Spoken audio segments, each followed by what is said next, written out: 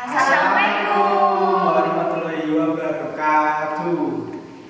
Nah, saya Muhammad Kevin Fadil bersama Nisa Aliasa Sani, Farah India Ramadhani, Resilia Kalipadida.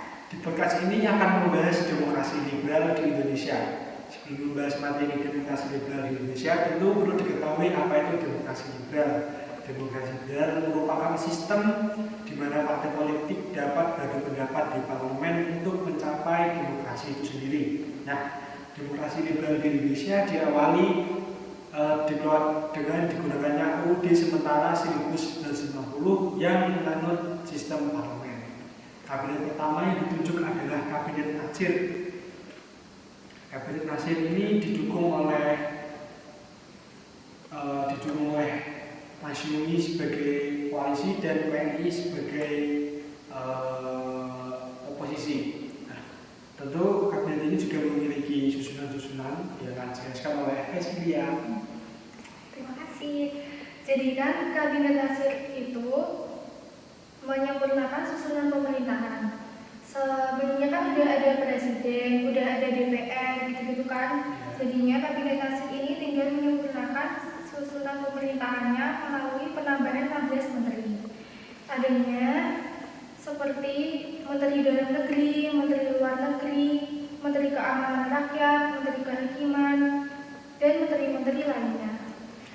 Nah, di Kabinet Nasir ini juga tentunya ada program untuk mensejahterakan rakyat. Yaitu program Benteng. Iya. Program Benteng. Waktu itu Menteri Perdagangan yaitu Sumitra Joyo Hadikusumo mempunyai gagasan memiliki program benteng seperti memberi bantuan kepada pengusaha-pengusaha gitu kan ya, tapi program itu disalahgunakan oleh pengusaha tersebut. Seperti pengusaha asing yang meminjam nama orang Indonesia, meminjam modal. Iya. Akhirnya Menteri Perdagangan tersebut memberi kredit kepada pengusaha-pengusaha tersebut untuk diharapkan mampu mengubah struktur ekonomi kolonial menjadi struktur ekonomi nasional. Nah, program benteng ini akhirnya berhenti karena tadi banyaknya kecurangan. Iya. Kecurangan. Nah, kabinet ini akhirnya menyerahkan mandat kepada presiden karena banyaknya pemberontakan pada saat itu. Dilanjutkan dengan kabinet Sukiman. Kabinet Sukiman didukung oleh PNI dan sebagian kecil Masyumi. Pada kabinet ini cukup ada kontroversial karena dianggap memihak Barat, yaitu dengan menandatangani MSA (Mutual Security Act) oleh Amerika. Kenapa pada saat itu Kabinet Sukiman menandatangani MSA? Karena kabinet ini kan berdirinya pada saat akhir kemerdekaan ya. Jadi TNI pada saat itu mengalami kekurangan atau kegagalan dalam bidang persenjataan. Jadi waktu itu Kabinet Sukiman ini menyetujui adanya penandatangannya Mutual Security Act untuk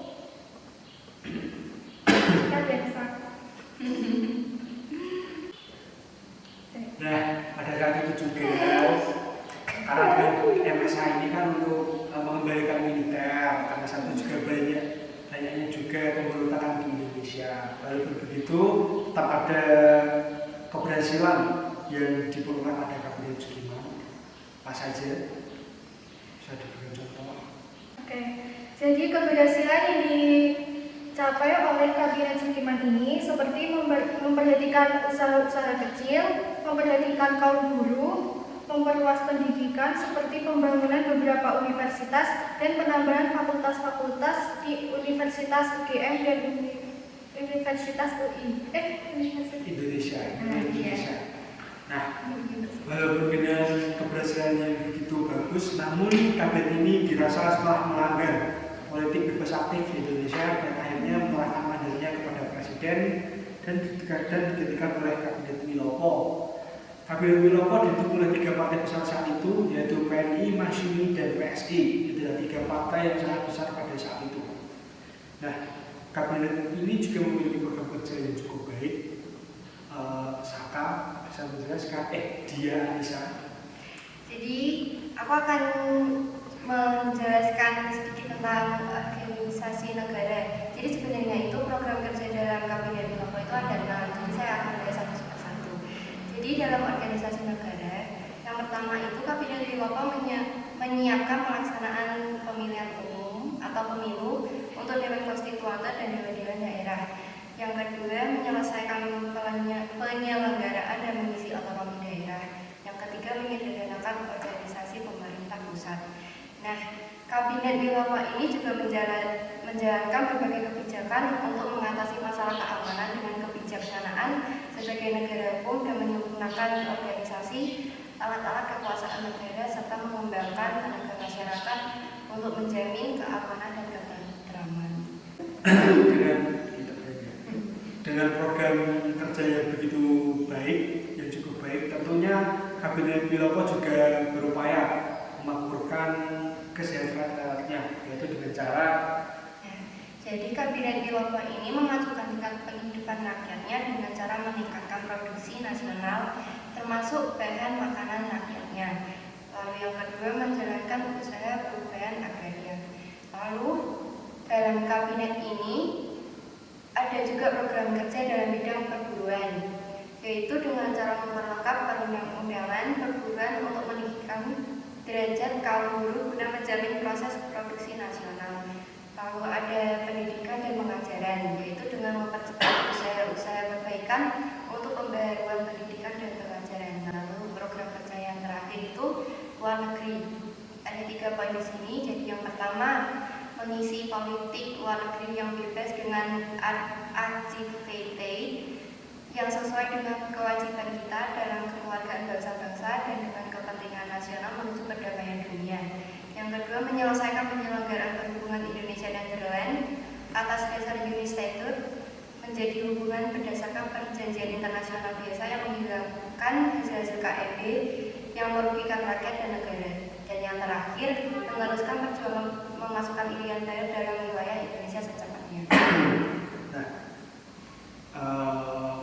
Kabinet ini walaupun dengan upayanya yang cukup bagus untuk mengembalikan politik bebas aktif di Indonesia, namun terjadinya peristiwa Tanjung Morawa yang mengakibatkan banyak perusahaan-perusahaan yang kembali ke asing, dan akhirnya kabinet ini mengembalikan mandatnya kepada Presiden dan dilanjutkan oleh Kabinet Ali Sastronidjoyo I.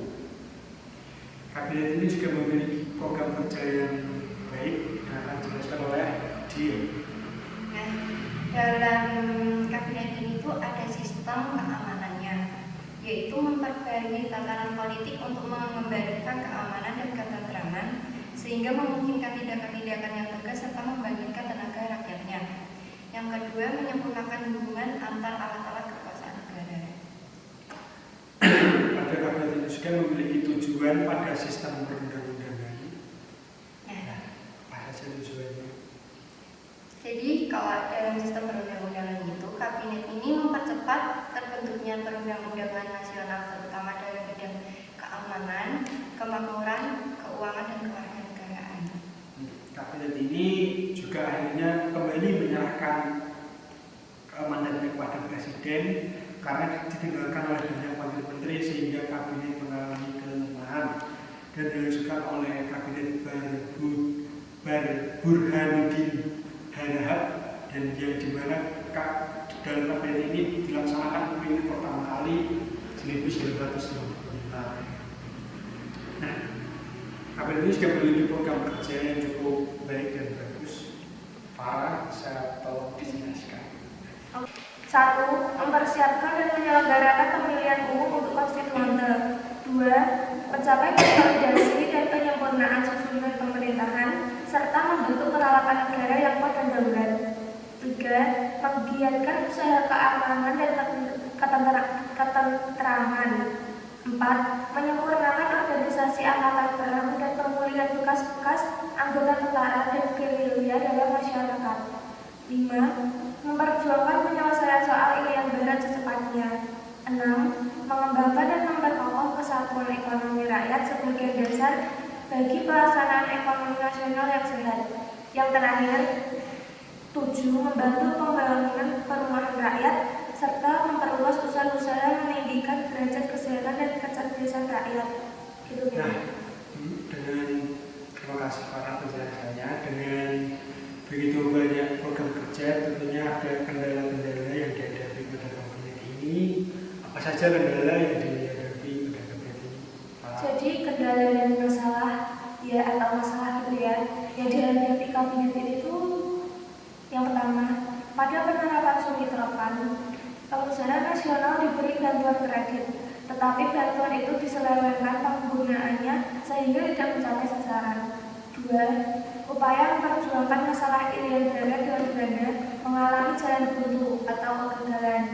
3. Timbul masalah keamanan dalam negeri, yaitu terjadi pemberontakan hampir di seluruh wilayah Indonesia seperti gerakan DII, gerakan anti ASIS, gerakan APRA, serta RMS.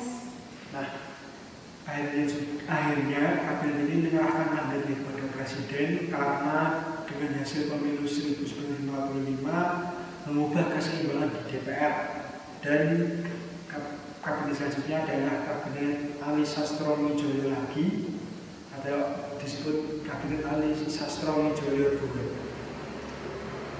Kabinet ini memiliki banyak program kerja seperti pemberantasan KMP, perjuangan penanggalan Irian Barat, pemulihan keamanan dan ketertiban.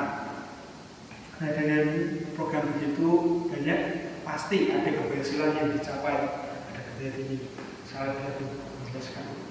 Keberhasilannya tuh ada 2. 1. Mendapat dukungan penuh dari Presiden dan dianggap sebagai titik tolak dari periode planning and investment. Hasilnya adalah pembatalan seluruh perjanjian KMB.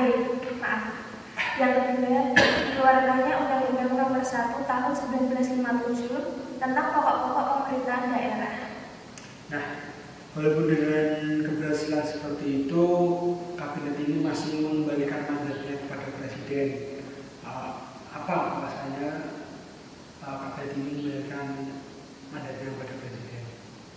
Jadi salah satu alasan utamanya itu karena terjadi perpecahan antara PNI dan Masyumi. Penyerahan mandat tersebut dilaksanakan pada tanggal 14 Maret 1957. Menariknya, Masyumi menghendaki agar Ali Sastroamidjojo menyerahkan mandatnya kepada Presiden sesuai dengan tuntutan daerah.